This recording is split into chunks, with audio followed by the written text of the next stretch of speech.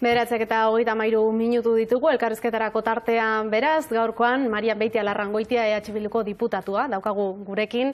Egunon, Marian? Eixo, egunon. Egunon, eta ongi etorri. Mila esker. Atzoko bilera hitz egiten ari ginen, Iñigo Urkulluk eta Pablo Iglesias izan zuten bilera horretaz, zer iruditu zitzaizun zuri, arrotza egin zaizu euren artekoa izatea, beste batzuen artekoa beharko luke izan? Arrotza baino gehiago da momentua, akaso danok pixka bat nahastu gaituena, ez? Benetan zertarako zen bilera, momentu hontan, bestela ere Pablo Iglesias beste bilera batzuk egiten ari denean, aurrekontu, estatuko aurrekontuetarako, ez? Eta testu inguru horretan egin izana bilera da, nik uste dut zer pentsatua eman diguna, ez hainbeste biltzea. Biltzea eta elkarrekin hitz egite uste dut gauza naturaltzat hartu beharko genukeela beti, ez? Baina ni pixka bat harrituta banago Pablo Iglesiasen erronda honekin, besteak beste badirudielako aurrekontu proiektu bat mahai gainean dugula, eta ez daukagu ezer. Oraindik ez daukagu aurrekonturik. Oraindik daukaguna da bi alderdien arteko akordioa. Eta hori ez da aurrekontu bat. Hori baina askoz gehiago da. Orduan, irudipena daukat, ari dela gai baten inguruko zerbait erdietsi nahian, mahai gainean ezer ez dagoenean, utxean nahiko baliz bezala ziurtatu zerbait. Eta uste dut, hasteko ez dela serioa, uste dut hasteko edukiekin egin behar izaten dela. Pentsa zenbateraino ari garen horrela, galdetzen digutela ea presupuestoak babestuko ditugun ala ez. Zer presupuesto? Ez baitago proiekturi mahai gainean. Orduan, uste dut, akaso gauzen kronologia hankaz gora jarri den hontan eta aldatu den hontan bakoitzak bere interesen arabera, horrek uzten gaituela pixka bat uste dut galdera ikur askorekin, ez? Zergatik bilera orain, zertarako, benetan zertaz hitz egiteko, ze aurrekontuetaz hitz egiteko baldin bada Madrilgoetaz, ez da Jaurlaritza interlokutorea. Aldiz, Euskal Autonomia Erkidegoetaz baldin bada bai.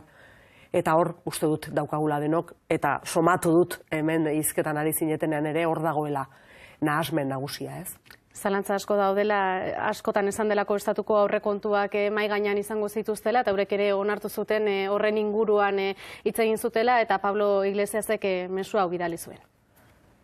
Estamos de acuerdo en que el entendimiento entre las formaciones políticas que originaron la mayoría de la moción de censura hay que cuidarlo. Bueno, keinua zuzena da, zentsura mozioan babesa eman zutenen, babes hori bila ere etorri omen dela. Bila etorri da, ze babes hori zaindu egunerokoan egiten da. Ez da momentu puntual batean, da adierazpen publiko batzuetan egiten. Eta gure inpresioa da, hasteko zentsura mozioa babestu genuen artean ez zegoen akordio bat. Zegoen interes amankomun bat. Eta zen Rajoy gobernutik kentzea. Eta interes amankomun horrek batu egin gintuen. Baina hortik aurrera ez zegoen besterik. Hortik aurrera beste zerbait izatekotan eraiki egin behar zen, konfiantzak sortu behar ziren, eta ibilbide bat egin behar zen elkarrekin. Daulakorik ez da izan orain arte. Egon dira nahi baldin bada adostasun puntualak edo koinzidentzia puntualak, gai bat edo beste onartzerakoan kongresuan, baina ez da hori baino forma eginago batetara urratsik eman. Orain dago interes bat, eta da aurrekontuak ateratzeko interesa. Eta hain justu ere hemen aurrekontuen atarian EAJ-rekin hautsi behar dela esaten duen alderdia, da EAJ-ren babes bila datorrena bere aurrekontuak ateratzeko, ez? Eta, bueno, hor ikusten dena da, maniobra interesatu bat, noski. Uste dut Podemos dela PSOE-rekin batera interes gutxien daukana, ez da besteok interes berezirik daukagunik, hauteskundeak izan ez daitezen. Eta horretarako ahaleginak eta bi egingo dituztela adierazten ari dira egun hauetan. Baina berriro diot, ahalegin horiek aurrekontu proiektu bat gabe mahai gainean, nekez. Ze egin duten akordioak, hasteko gauza asko jasotzen ditu aurrekontuekin zerikusirik ez dutenak. Bestetik jasotzen ditu neurri asko dagoeneko martxan daudenak, edo dagoeneko kongresuan adostu direnak, eta beraien meritutzat hartzen dituztenak batak zein besteak. Eta bestetik falta dira presupuestoari dagozkion alor oso garrantzitsuak. Ze presupuesto bat ez da atal horiek bakarrik eta ez da bakarrik diru sarrerak eta irteerak da, gobernu batek zei jardun egin nahi duen adierazteko dokumento politiko bat, esango nuke. Eta oraindik gobernuak ez digu esan zer egin nahi duen aurrekontu horiekin. Eta gainera somatzen dugu akordio horretan, nolabait erain bat esparrutan, beraiek aurrez izan duten jarreran atzera pausoak ematen ari direla. Adibide bat jarriko dut, presupuesto egin zerikusirik ez duena, gainera, mozo alegea. Derogazio hitza, bertan bera uzteko promesak, baten da bestearen aldetik, aspaldi bidean geratu ziren. Eta akordio honetan berretsi egiten da hori. berriki osatu da horretarako ponentzia, aurki hasiko da, ez da bai da hori. Bueno, ikusiko dugu zer ematen duen horrek. PSOEk eta Podemosek adostasun bat egin edo ez egin aurrekontuetarako ponentzia batek erabakiko du, Mozal legearen inguruan.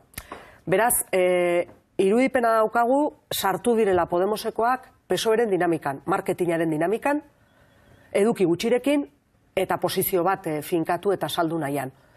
Eta zilegi izan daiteke, baina guretzat ez da nahikoa edukiekin batera espaldin badator eta ekintza zehatzekin batera espaldin badator. Eta hori oraindik esango nuke inkognita bat dela.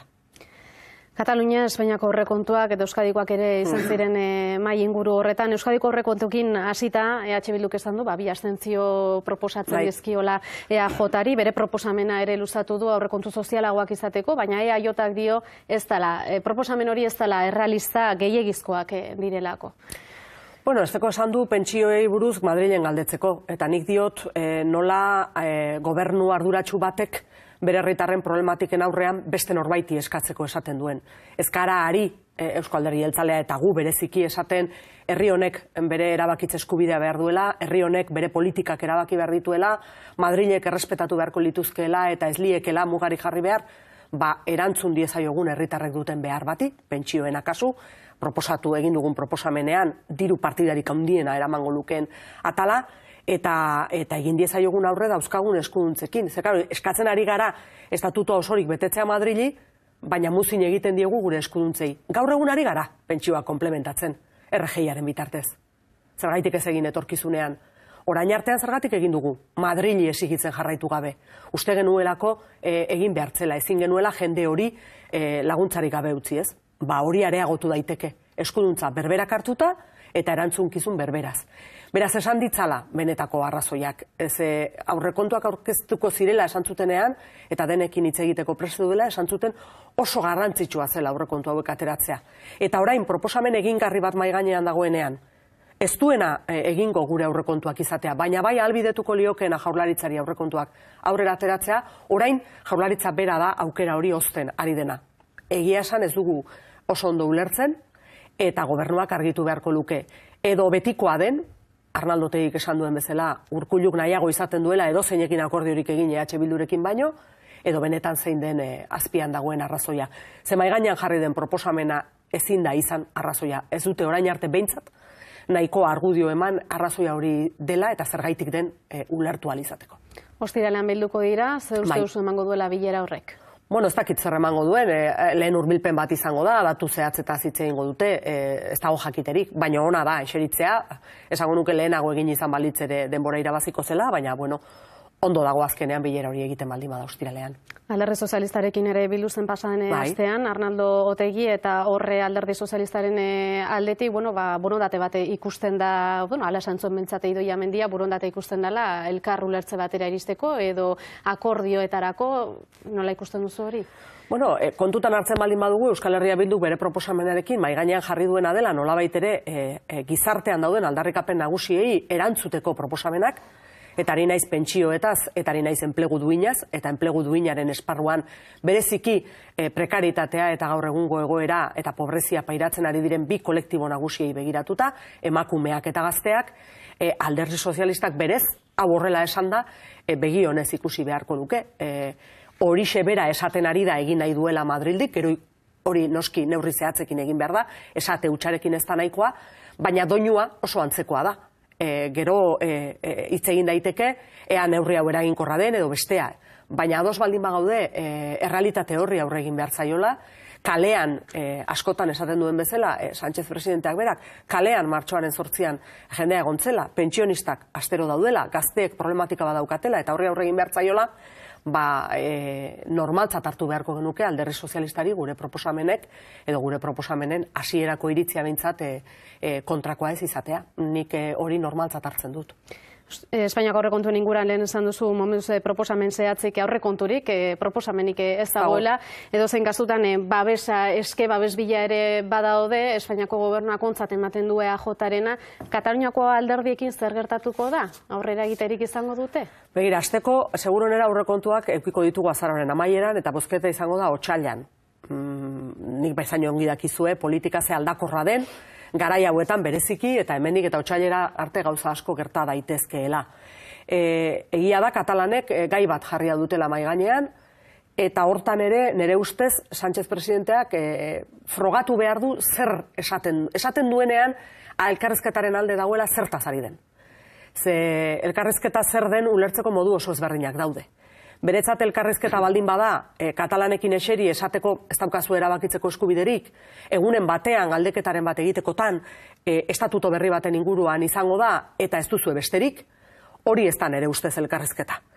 Kataluniako alderdi independentistak eskatzen ari direna delako, bestelako keinuak, bestelako neurriak, eta politikaren bitartez, auzi politiko bati erantzutea. Eta bide batez baita ere, nolabait ere, kartzelan daudenekiko egoeraren inguruan ere esku hartzea. Claro, gobernuak erantzuten du justizian esku hartzerik ez dagoela, nahiago nuke ala balitz, ze justiziako estamentu nagusiak ere politikatik aukeratzen dira, eta gainera badu estatuko abokatuen bitartez, badu estatuaren egituren bitartez, tipifikazioan nolabait ere alde batera edo bestera egiterik, eta orain artean alik eta zigorrena ondiena eta alik eta akusaziorik latzenen aldeko jarrera bat erakutsi du. Beraz hori erakutsi duen bezala kontrakoa erakusterik ere badauka. Orain artean Sánchez egizan duen jarrera ikusita, ez dut oso erresa ikusten egia esan, orain benetan Kataluniako gehiengo independentista hori asetuko duen proposamenik egiteko gaitasunik izango duenik. Berak, orain artean behintzat kongresuan, beti jokatu duelako gai honetan, lehen aipatzen zenuten 78ko erregimenaren osaketari dagozkion kontuetan, eta lurralde egitura horietariko bat da, beti jokatu izan du PPren eta Ciudadanosen eskutik. Beti jokatu izan dute koalizio handi bat bezala, erregimen horren defentsan. Eta ez dut uste alderdi sozialistak orain, aurrekontu batzuengatik, horrelako aldaketa bat egingo duenik. Etzen gai izan, amnistiaren legearen erreforma maigainan jarri zitzaionean, frankismoaren krimenen impunitateari atea ixteko bere kide asko daudenean gaur egun oraindik kuneta askotan eta garai hartakoak pairatzen, etzen bere etxekoentzako ere hori egiteko gai izan erregimenaren, 78ko erregimenaren bizkarrezurretako bat zelako, beraz ez dut uste lurralde egituraketari dagokionez horrelako aldaketa bat egiteko gaitasunik duenik, ez da borondaterik ere. Une batetik bestera ezagutuko dugu Estrasburgoko giza eskubideen ebazpena, zer suposatuko luke ebazpen hori personaldekoa balitz? Suposatuko luke beste konstatazio bat gehiago, gartzela politika antiterrorista deitu den horren moduan erabili dela orain arte, mendeku gozez kondenak luzatzeko ahalegin jarrai bat egon dela gobernuen aldetik onartezina dena, ez? Eta aldi berean, sententzia ezagututa ala balitz, zuk diozun terminoetan balitz, gobernuak izango luke aukera ezin hobe bat, erakusteko, esaten ari den hori egiteko prest dagoen. Alegia, esaten du, gartzela politika ezberdin bat egiteko garaia dela. Sententzia hori termino horietan balitz, hori frogatzeko modurik argiena izango litzateke, sententzia hori bete, alik eta azkarren bete, dagoeneko jende batek tokatzen zaiona baino gehiago egin duelako espetxean eta rekurtsorik ez aurkeztu. Era horretara, hitzak ekintzekin lotuko lituzke eta egia esan gai honetan badu garaia, ze hitzetatik asko eta ekintzetatik gutxi izan dugu azken aldian. Uste duzu egingo duela? Nik ala eskatzen diot, egin dezala, sinesgarria izan nahi baldin badu. Ze gaur-gaurkoz gauza bat esaten du, baina gero ez du horrekin bat datorrenik egiten, eta gainera beste batzuk estutzen dutenean, nik kongresuak 4 aldiz ikusi ahal izan dut, Grande Marlaska ministroaren konparezentzietan, estutzen dutenean PPk eta Ciudadanosek gainera kontrakoa esaten du. Nolabait ere presio hori gainetik kendu nahian. Erabaki behar du, ze gartzela politika egin nahi duen, eta erabaki behar du euskal gizartearen gehiengoari behingoz entzungo dion. Zelarun batean berriro milaka lagun, inoiz baino anitzagoa izan zen manifestazio batean kalean egon zen justu ere hori eskatuz, eta beraz argitu behar du, ean horren alde egingo duen. Giza eskubidei lotuta zu zeuge atzo bertan torturekin lotutako poliziei kondekorazioak kentzeko exigitu zenion Espainiako gobernuari. Bai, ze hori ere izan da, ez, azken hilabete hauetako kontua, Billy el Niñori kenduko ziotela borondate hori bazegoela esan zuten, joan den astean Grande Marlaskak esan zuen prestatu beharreko prozedura amaitzear zegoela, eta guk diogu berri ona dela hori egitea, baina ez dela nahikoa. Guk pixka bat arakatze hutsarekin ia 100 kasu aurkitu ditugu. Gainera oso prozedura salagarria eta arriskutsua erakutsi diguten kasuak dira. Alegia, kasu guztietan jardun hori egin eta oso denbora gutxira hori saritzeko alegin bat egon da. nolabait ere impunitate sare bat emanez tortura, bahiketa eta hilketa kasuetan aritu izan direnei, eta prozedura hori gainera jarraia izan da frankismoan eta frankismoaren ondoren. Oso kasu deigarriak daude, behin baino gehiagotan kondekoratutakoak, kasu batean baino gehiagotan implikatutakoak, eta uste dugu benetan etorkizuneko elkarbizitza oinarri sendoetan egingo baldin badugu, gobernuak konpromiso bat erakutsi behar duela, ez Billy el Niñorekin, ez frankismoaren kasu batekin, baizik eta frankismoaren ondoren ere kondekoratu zen pertsona horri sari guztiak kentzearekin batera, guztiei kenduz. Ze hori izango da, nik uste dut gizarte bezala, beste urrats bat gehiago egin behar dugun bidean aurrera egiteko. Ez da bakarra, ez da arlo bakarra oraindik egiteko asko dagoena, baino bada kontutan hartzeko arlo bat biktima guztiak egunen batean aintzat hartuko baitugu. Elkarbizitza denen artean eraikitze horretan larun batean argi geratu zen manifestazioa anitza izan zen, hori dela Euskal Herritarren nahia. Posible ikusten duzu presoen eta biktimen eskubideak elkar topatzea elkarbizitzaren alde? Posible bakarrik ez, beharrezkoa. Eta beraz, modu batera edo bestera, oztopo gehiagorekin edo gutxiagorekin, zailtasun gehiago edo gutxiago bidean egon, ni seguru nago bide hori egingo dugula. Eta gainera Euskal Herrian gizarte gehiengo bat dago momentu hontan, bere min pertsonaletik aruntzago beste etorkizun bat eraikitzeko borondatea baduena, bere mina ahaztu gabe, eta bere mina albora utzi gabe, eta gainera uste dut hainbat jende eskuzabaltasuna handiz ari dela, bereziki propioki errealitate gordin hori bizi izan duten askoren aldetik, eta nik konfiantza Euskal Gizartean badut. Ez dut hainbeste Madrilen agintean ari direnen aldetik, urte luzetan gauza bat saldu dutelako, urte guztetan luzetan mendekuaren gosea eta garaile eta hiltzaile eta irabazleen arteko errelato bakar bat elikatu nahi izan dutelako, eta hor ziaboga egitea ez delako hain erresa, baina uste dut Euskal Gizarteak azkeneko 7 urte hauetan demostratu duela mugitzen ari dela, modu eraikitzaile batean mugitzen ari dela, urrats asko geratzen badira ere pauso asko eman dituela, eta ni seguru nago lehentxeago edo geroxeago emango direla. Eta gainera, ja badago gaur egun, politika alorretik hasita, ez gizartean bakarrik, gizartean bereziki, baina politika alorrean ere, PP-zik beste alderdien artean ere badago borondate bat, ibilbide bat elkarrekin egiteko, eta uste dut hori importantea dela, eta hori jorratu beharreko esparrua dela. Etaren amaieraren ostean EH Bildu gehiago espero zuen Espainiako gobernuaren aldetik, espetxe politikari dagokionez? Bueno, esan beharko nuke baietz, ezta, baina ez ginen oso baikor, ni neu ez nintzen oso baikor egia esan, hain justu ere esan dudan horrengatik, ez, batzuk aleginak eta bi egin dituztelako eta desagertu etzedin, eta hori esatea gogorra da, baina horrela da, eta Brian Kurrinek ere joan den astean elkarrezketa batean alazioen, besteak beste agerian uzten zuelako azpian dagoen auzi politikoa, oraindik hor dagoena, eta Katalunian bizi-bizi dagoena, Euskal Herrian ere bai, eta ahalegin hori egiten aritu eta gero, behin gauzak gertatuta, egun batetik bestera jarrerak ez zirela aldatuko bistan zegoelako. Nik horregatik uste dut, eta askotan esan izan dut, baita lehenago ere, Euskal Gizarteak egingo duen horretan jarri behar dugula azentua eta indarra, eta gizarteak lortu duela urrats batzuk ematea, baita eta desagertzeko bidean ere oztopoen gainetik, eta pentsatzen dut hori izango dela etorkizunean ere bidea, espero dezagun goiz berandu baino lehen, gobernuak eta alderdien jarrerak ere mugitzen hasteko. Pentsatzen dugu ez, baino 7 urtetan jarrerak mugitu dira. Mugitu dira. Ez nahi beste, baina mugitu dira. Eta hori jendeak, gehiengoak, artikulatzeak, jendearen indarrak, gizartearen bultzadak eragindu. Eta hori izango da etorkizunean ere giltza, nik uste dute mugimendu berriak izateko. Nazioarteko harreman taldeak bere lana bukatzutzea eman zuen egun horietan Carlos Apestegi atxilotu zuen Guardia Zibilak. Nola jaso zenuten albiste hori?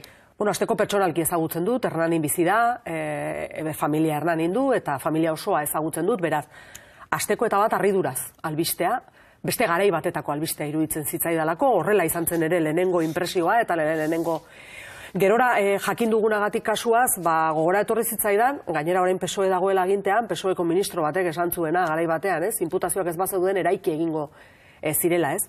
Bazirudien joan den astean, nolabait ere baten bat prestatzen ari zela gaur etor daitekeen kontrako albiste baten aurrean, eta gehiago zeukalaz hortik lotura hortik beste zertatik baino, ez? Hasiera batean saiatu ziren esaten Frantziatik iritsitako dokumentazioaren ondorio bat izan zela, eta gero jakintzen bazegoela txosten bat duela urtebetetik gora Guardia Zibilarena nolabait ere pertsona honen kontra egin nahian. Bueno, argitu dezagun. Baita ere batzuk erabiltzen dute argudio bezala, hainbat atentatu daudela argitu gabe, eta horiek argitu behar direla, baina kasu honek ere ez du atentaturik argitzen. Beraz, zein da asmoa, gartzela kustutzeko beharra dagoen hontan, gizarte bezala behar hori daukagun hontan, zein da bilatzen den onura, 22 urtez kartzelan egon den pertsona batek eta bere kondena bete duen bat berriro ere espetxeratzeko. Nik uste dut ez dula zentzurik, ez datorrela garaiekin bat, akusazioak eraikitzen ari direla berriro ere, eta egia esan tristuraz bizi dut berriro ere Carlos Apestegia kartzelan dagoela jakitea. Voxen gorakada zer deritzozu kongresura iritsiko balitz? Bueno, nik erantzun dut hau noizbait, gaur egun Voxek defendatzen duena kongresuan dago. Ez dut Casadok edo Riberak defendatzen dutenetik oso urrun dagoenik. Voxek defendatzen duena, eta uste dut gainera boto kopuru bat lehiatzen ari direla momentu hontan, Ciudadanos, PP eta Vox. Beraz, eninduke harrituko iristeak, baina ez duke hainbeste aldatuko gaur egungo panorama kongresuan, ze involuzioarekiko jarrera guk aspaldi adierazi dugu somatzen genuela PPn, rezentralizazioa somatu ez egin du 7 urtetan Rajoyren gobernuak.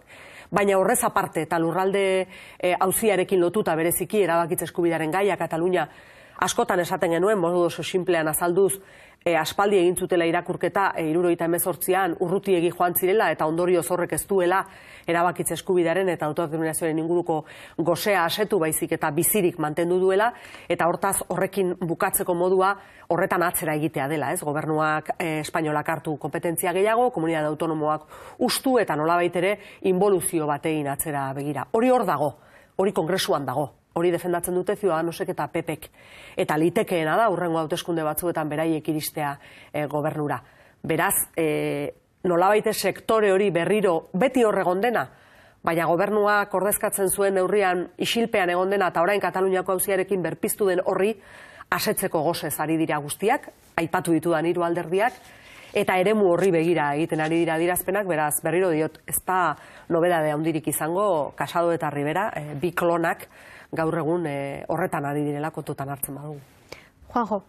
Egunon, Marian. Egunon. Aizu, badira bi berri hezkuntzari buruz, ez? Bai. Bat legebiltzarreko lege berria, eta gero LOMCeren edukien, nolabait ere, Madridik eduki gehiago hartu eta banatzea komunitate autonomotara, ontzat eman du Tribunal Gorenak, gaur uste dut hori irakurri dut.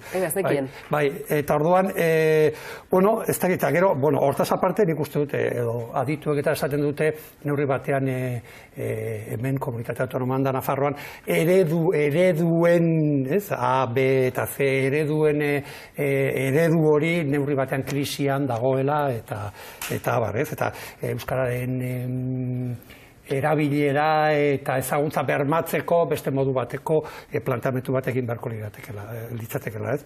Eta ez da nire galdera da, ez dakit zein da zuen jarrera lege berri honekiko, iruditzen zait LOMCeren kontra zaudetela, ez dakit ja... Beti eskatu izan dugu LOMCE bertan bera uztea, baina beti eskatu izan dugu ere hezkuntza sistema propio bat, hemen eztabaidatua, hemen erabakia, hezkuntza eragileekin batera egindakoa, eta oinarritzat ez duena izango ez LOMCE eta ez Heziberri. Bez batata ez bestea. Eta atzo bertan legebiltzarrean horren inguruan urratsak egiteko aukera bat berriro ere galdu egin genuen, PSOEk, PPek eta Eusko Alderdi Jeltzaleak beste jarrera bat erakutsi zutelako. Esan duzun epaia ez nuen ezagutzen, baino egia da ere Madrilgo Kongresuan legislatura nik ara iritsi nintzenean hasi genuela LOMCE desagerrarazi behartzela esanez, eta gobernua aldatu da, gobernua aldatu aurretik ere egin zitekeen, oposizioan gehiengo bat bazegoelako, PPek ez zeukan gehiengorik, LOMCE bertan bera uzteko eta horrelakorik ez da egin. Nik uste dut guk ez gara aginteraan iritsiko, baina guk oposiziotik esaten duguna egingo genuke LOMCE kendu egin beharko litzateke, ez da onuragarria eta rezentralizadorea da, 1000 arrazoi eman ditugu orain arte eta hor daude ez, LOMCeren kontra egiteko, baina ez duzatzeagatik. Uste dute LOMCek ez dakarrela inolako onurarik eta guk sistema propio bat defendatu eta eraiki behar dugula elkarlanean. Aratxa. Bai, pues horrekin jarraituta segregazioa hitz egiten dela eta migrazioa ere gaur aurkeztuko da migrazio legea eta migrazio plan berria eta holan ez. Eta ikusten da inguruan nolabait badagoela eskumak eta hori migranteak, pertsona migrante eta refugiatuak erabiltzen dituela nolabait horren kontra salbatu behar garela eta zentralizazioa dago, baina gero ere bai Espainiaren defentsa kanpotik datozen kontra eta holan ez. Bueno, hori ikusita, baina gero hemen Euskal Herrian ikusten dugu harrera sareak daudela migratzaileak etortzen direnean, osatu dela zein dan zuen jarrera, zuen politika hori migrazioa eta migrazioaren inguruan. Nik hasteko uste dut txalotu egin behar dela eta eskertu egin behar dela Euskal Herrian dugun gizarte mobilizatu eta solidario hori egiten ari den lan guztia. Tamalez batzutan erakundeek egin beharko luketen lana ordezkatuz, eta hori ere tristea bada neurri handi batean. Guk tamalez ikusten duguna da ez dagoela benetako migrazio politika aldaketa bat gobernu aldaketarekin. Guk beti esan izan dugu inor ez dela ilegala munduan, eta bideak eman behar zaizkiola jendeari bere etorkizuna, bere bizitza arriskuan jarriz, mundua zeharkatu eta etorkizuna beste nunbait bilatzen duen horri, ezin zaizkiola, ateak itxi eta ezin zaizkiola inbeste muga jarri. Hori askotan esan izan dugu eta uste dugu horri begirako politikak egin behar direla. Eta uste dugu ez Espainiak, ez Europar Batasuna ez dela horri erantzuten ari dela gehiago elikatzen eta ultraeskuindarrak areagotzen ari dira Europan hain justu ere horrelako posizioekin, hori areagotu baino ez direla egiten ari, ez? Gero harrituko gara nola Europan ultraeskuindarrek lortzen dituzten hainbeste babes. Ezkerra ez da erantzuten ari. Ezkerra ez da politika alternatiba bat egiten ari benetako asilo eskubidearen aldekoa eta bere burua ezkertzat baldin badauka alderdi sozialista ere ez da egiten ari.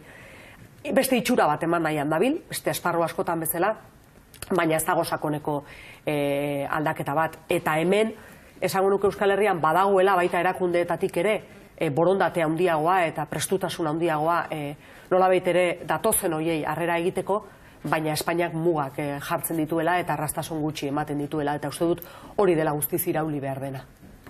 Fabio. Egunon. Egunon. Hauteskunde ziklo batean ja gaude murgilduta. Madrilgo hauteskundeak ezin dira baztertu inoiz. Ze aurreikuspenak ditu EH Bilduk? Gure aurreikuspena da Sánchez saiatuko dela eusten. Claro, arazo batekin esaten dut hau. Ez dakigula zenbat gauza dituen OEP-an. Ez dakigula zenbat trapuzikin atera izango dizkieten. Eta modu eta estrategia zikinekin baldin bada ere, zenbateraino estutu dezaketen gobernua dituen kontuekin behartzeko hauteskundeak deitzera, ez? Ze PP eta Ciudadanos horretan daude, nola edoala hauteskundeak nahi dituzte. Eta aurkitzen duten edozer gauzatxo, bere kontra erabilial izango dutena erabiliko dute. Berriro diot, naiz modu zikinean izan, ez eraikitzailean izan, eta ez politikari eta ez herritarrein mesederik ez egin. Baina horretan jarreta daude gauzak Madrilen, oso gaiztotua dago giroa. Zentzu horretan, eta beraz, uste dute, noiz izango diren hauteskundeak, Sánchezek aguantatzeko daukan gaitasunaren baitan izango dela. Uste dut ez dara inbeste aurrekontuen afera bakarrik. Uste dut beste guztiak eragin oso handia daukala. Hala ere, nik ez dut, beti esaten dut, nik ez dut inoiz aposturik irabazten. Beraz, nik esango dudan ezer, ez da, aterako seguruenera, baina nire ustetan, datorren udazkena baino lehen, ez egiteko aleginak eta bi egingo ditu. Datorren udazkenera arte usten badio, segun eta maiatzeko hauteskundeek zer esaten dioten, PSOE-ri, litekeena da aurreratzea zertxo bait, eta 2020 arte ez bukatzea. Apenas hilabete batzutako kontua izango litzatekelako. Hori da nire kalkulua gaur-gaurkoz, baina bihar edo etzi gauza berri bat aterako den ez dago jakiterik, eta berriro diot ez dut inoiz aposturik irabazten. Marian Beite Larrangoitia, eskerrik asko gurean egoteagatik eta nahi duzun erarte. Gauza bera. Ondo izan. Ondo izan. 10:02 minutu ditugu, albisteak orain Ruben Abal.